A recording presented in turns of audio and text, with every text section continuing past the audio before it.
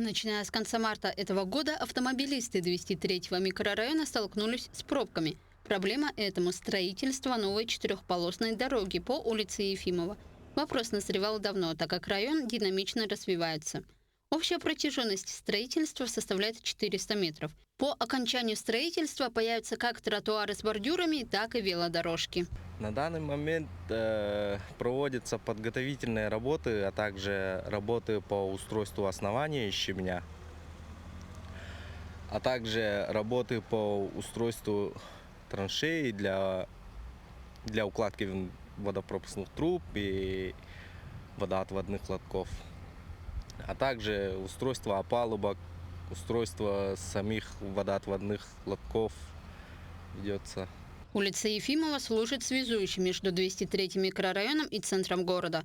Поэтому на ее пересечении с улицами Ярославского, Хабарова, Чернышевского также ведется ремонт. Здесь планируется транспортная развязка, напоминающая букву X. Ремонт позволит расширить улицу Чернышевского до 4 полос в сторону площади Победы, что минимизирует пробки на данном участке в час пик. В общем, здесь на двух участках задействовано порядка 10 единиц техник.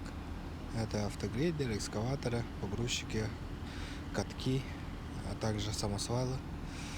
И порядка 20 человек рабочих, в том числе и инженерно-технический состав. Но гарантийные сроки у нас по контракту разные. Например, по устройству асфальтобетонной смеси, верхний слой, там гарантия составляет 4 года.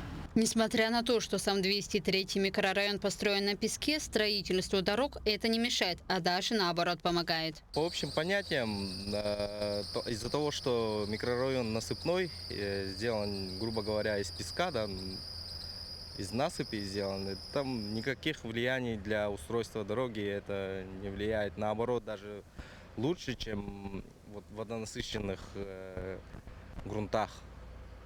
Рядом с озерами, там илистые грунты, наоборот, они сильно мешают для устройства основания дорог. Строительство автодороги по улице Ефимова ведется в рамках национального проекта «Инфраструктура». Ну а завершить работы, в том числе и по благоустройству, планируется уже в этом году, а именно до 30 октября. Дорожники уверены, что смогут управиться гораздо раньше. Вероника Таюрская, Владимир Павлов, Якутск.